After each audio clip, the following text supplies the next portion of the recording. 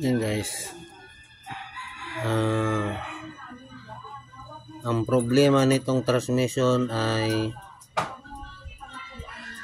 P0730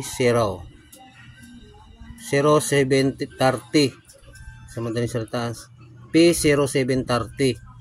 Yan ang problema niya.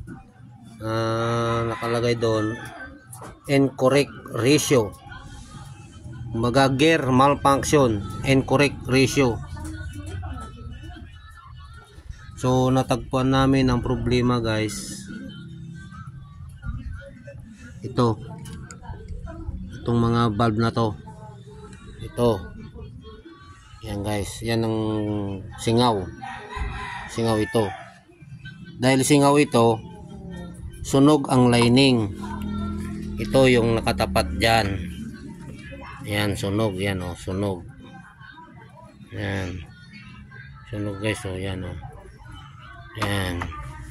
Tapos dito yung piston naman dito sa loob dito, ayan, ito yung lining nya, oh, ayan o, nangitim, pati yung steel plate nangitim, ayan, sunog na sunog o. Baga to guys, nagbaga to pag ganito, to nagbaga to pag ganito, sunog, ayan o, sunog na sunog o, nangitim. So itong ano to, yung mga piston valve na to, singaw yan. Ito yung isa, matigas na guys oh, matigas.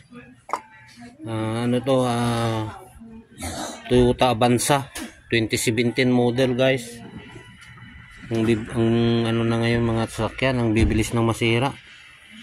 Yung nakaraan, dalawang automatic transmission na Toyota Altis, isang Toyota Altis, isang Toyota Vios 2017 din, BCT, bumigi na.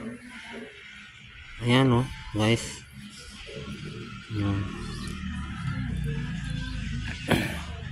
yan, dito lang namin na home service guys.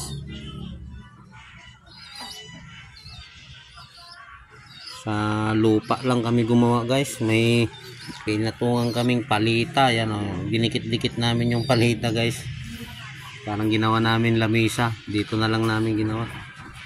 Ito yung sasakyan guys Toyota Avanza, ayan, yan si parang nanonood yan guys, hello guys. Yan, dito kami guys, yan, sa init. isang plangganang pesa guys.